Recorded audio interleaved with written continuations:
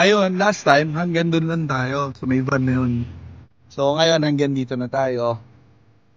Buwanti na lang, maabot na natin yung tuktok.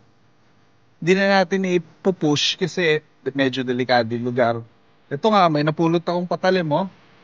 Ano yan, mga hold-upan dito, snatch yan. So, hindi tayo papagabi dito sa lugar na to. Uwi na tayo.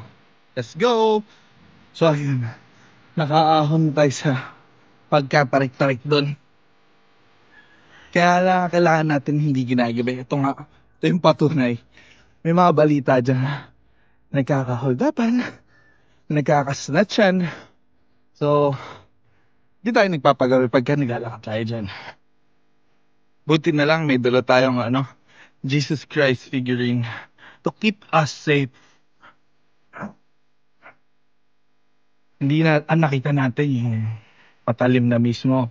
Hindi natin nakita yung may hawak o yung may-ari ng patalim. Jesus Christ pa din.